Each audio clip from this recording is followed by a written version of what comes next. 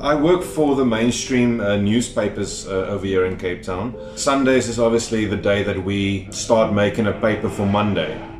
I was alerted by some authorities that there's a fire in Cape Town.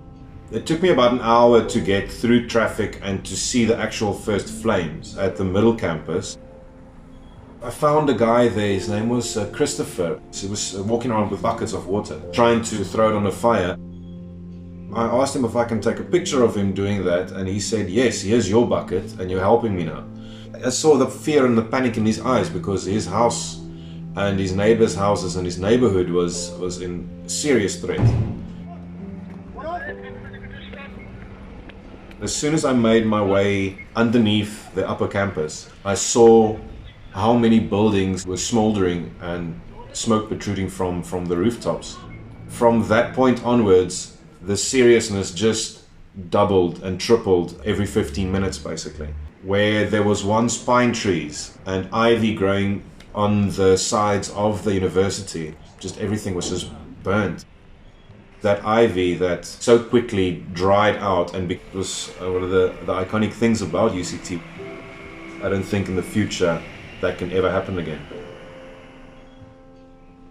Warm mountain wind that came down, and from the direction it came from, it was absolutely a perfect scenario for disaster to happen.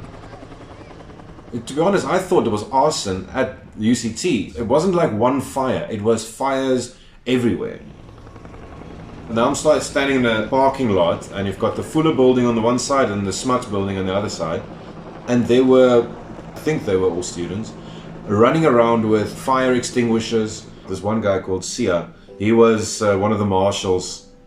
He took it on himself and rounded up a couple of guys there that I think just stayed close to UCT to help the fire department stop this fire. And they were running from building to building with these fire extinguishers.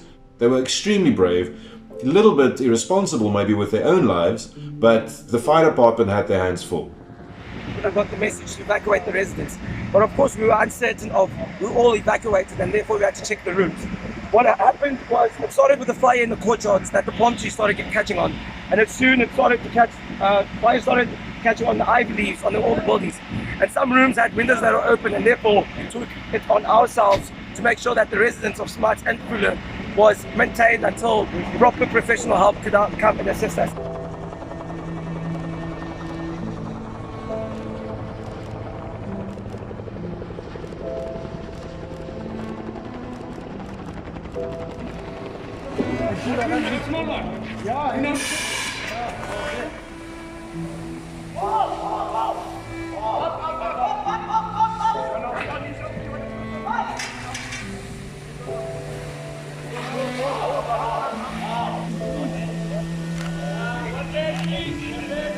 Have you got it? Are we on it?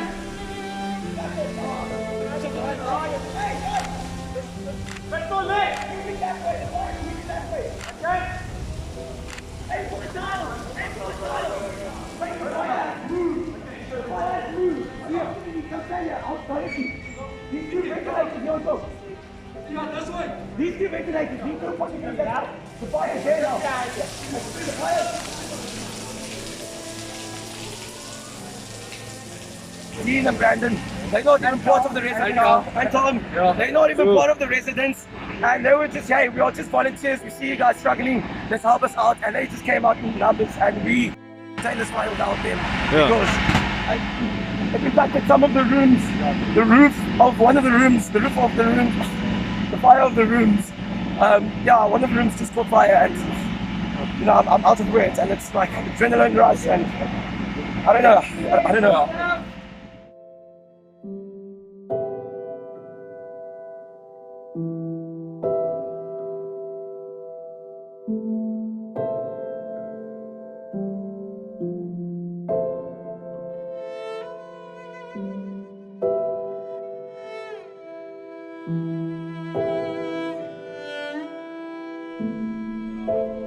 90% of the buildings on the UCT upper campus had some form of flame on it.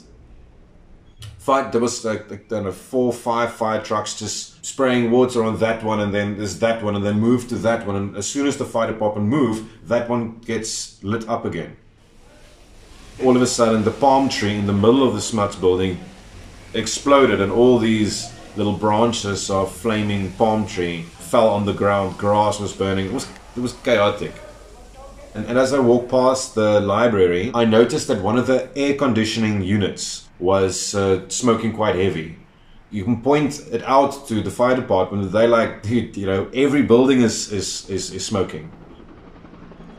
I did a round trip with a couple other photographers, and then as we came back, we saw that the smoke on the library is starting to get heavier, and also starting to turn from white wood smoke to more of a black color of smoke.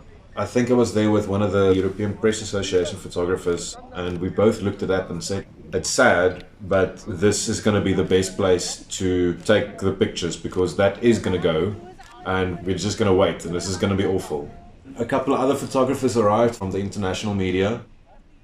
We were looking at the library, and usually between the photographers, sometimes it gets a little bit less empathetic, and you know, everybody's just chasing for that picture, and sometimes, you know, we don't watch our words.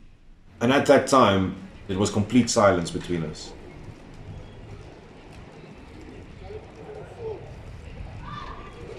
This is such an old historic building. The collections of books and archives in that specific building is so valuable. We usually seek trauma from humans and stuff, but this is different. It's also just as sad.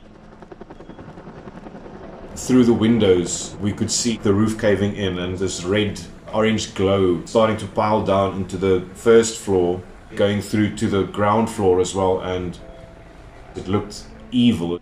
Inside, you could see a ladder falling over and books falling from the shelves. It was horrific to see this event unfold in front of us. Deadline of newspapers are quite strict, so I had to basically leave. And I stood for a little bit on the rugby field, just viewing the whole of the university. Update on the UCT fire. At the moment, there's about 4 helicopters in the sky. Water bombing. The library, gone. The Fuller building, on fire at the moment. The Sociology building, gone. And it's almost like each of these buildings has a small flame on some part of the roof. You know, for anybody that studied at UCT that's watching this, I can only imagine how you must feel.